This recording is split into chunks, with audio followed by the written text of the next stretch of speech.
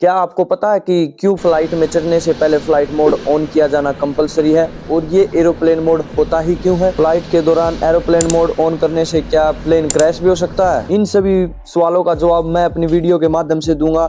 तो मैं अभिषेक आप सभी लोगों का मेरे यूट्यूब चैनल स्टडी फैक्ट पर स्वागत करता हूँ। So come on, let's roll the intro.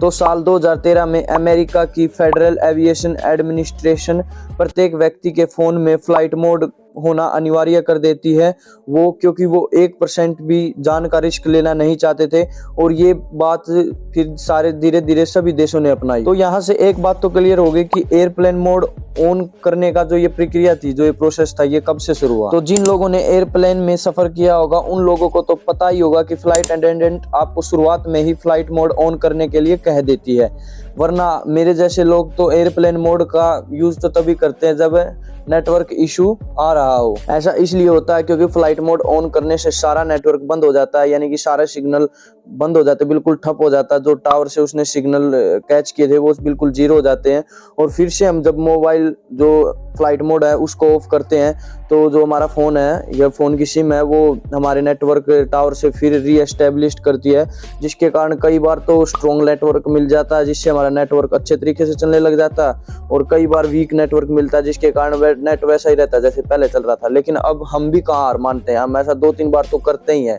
कभी फ्लाइट मोड को ऑन करते हैं, कभी फ्लाइट मोड को ऑफ करते हैं। चलो हंसी मजाक को दूर करते हैं, तो अब अपने जो मेन है, अपने मेन टॉपिक पे आते हैं। क्या फ्लाइट मोड ऑन करने से सच में प्लेन क्रैश हो सकता है?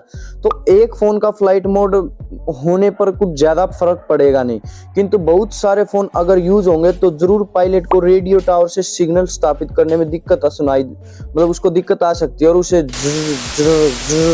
की आवाज सुनाई दे सकती है। और नेविगेशन इस्टेब्लिश करने के लिए उसको नहीं है, रेडियो टावर की बहुत ज्यादा जरूरत होती है, क्योंकि रेडियो टावर से ही पायलट को नहीं सारे इंस्ट्रक्शन, सारी कमांड रेडियो टावर से ही मिलती है। अगर ये इंस्ट्रक्शन ठीक तरह से ना उसको पहुंचे तो प्लेन का क्रैश भी हो सकता है। वहां पर एयर ट्रैफिक भी ज्यादा रहता है, 2 प्लेन आपस में भी टकरा सकते हैं और क्या पता लैंडिंग ही बहुत अच्छे तरीके से ना हो और लैंडिंग ही क्रैश लैंडिंग हो जाए। अब चलो बताता हूँ इसका कारण क्या है। कि जैसे ही हम बहुत सारे सेल फोन को एक साथ एक्टिवेट कर देंगे ना, तो सारे फोन एक्टिवेट होते ही नहीं है, वो एक नेटवर्क को ढूंढने की जद्दोजहद में लग जाएंगे।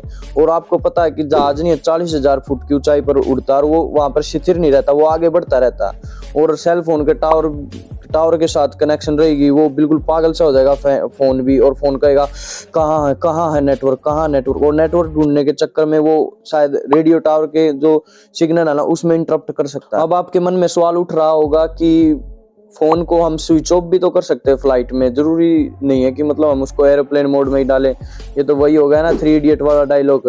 एस्ट्रोनॉट पेंसिल का भी तो यूज कर सकते थे, इससे लाखों करोड़ों रुपए बच जाते।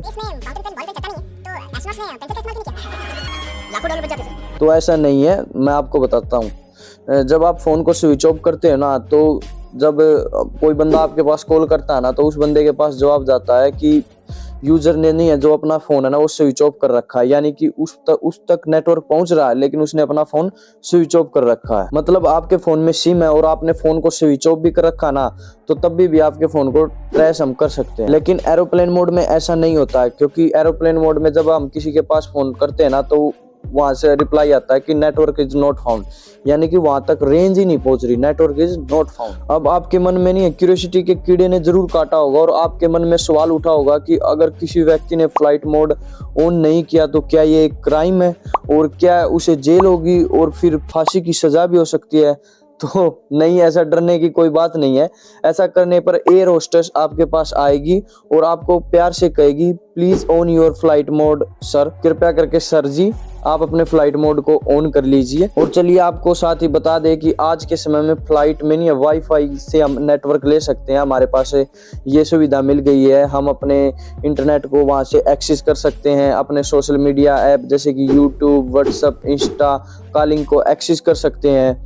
और किंतु इसके लिए कुछ एक्स्ट्रा पैसे देने पड़ते हैं और ये फ्यूचर नहीं है, बिजनेस क्लास के लोगों के लिए बनाया गया है, क्योंकि अगर वो अपना फ़ोन ऑफ करेंगे तो इनके लिए ये कोई सज़ा से कम नहीं होगी, क्योंकि ये काफ़ी बड़ी बड़ी डील तो फ़ोन से ही हैंडल कर लेते हैं। तो चलिए अब आपको बताते हैं कि वाईफाई से हमें कैसे नेटवर्क मिलता है, कैसे हमें नेटवर्क की एक्सेस मिलती है, इतनी ऊंचाई पर भी हमें कैसे वाईफाई से नेटवर्क मिलता है। तो जो हमारे नॉर्मल फ़ोन है ना, वो कनेक्शन लेते हैं टावर से, वो टावर से कनेक्शन करने की कोशिश करते हैं और उससे वे नेट लेते हैं।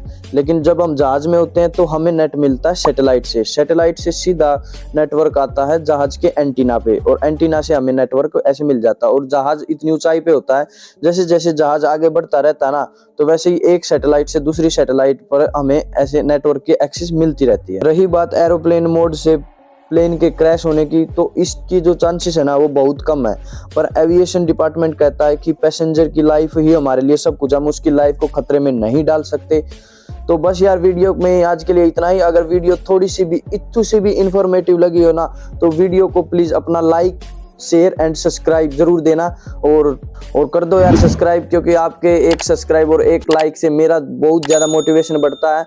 और अपना बेशकीमती जो कमेंट है वो कमेंट बॉक्स में ज़रूर छोड़ के जाना, और आपके जो सुझाव है उस पर मैं काम ज़रूर करूँगा। Thank you.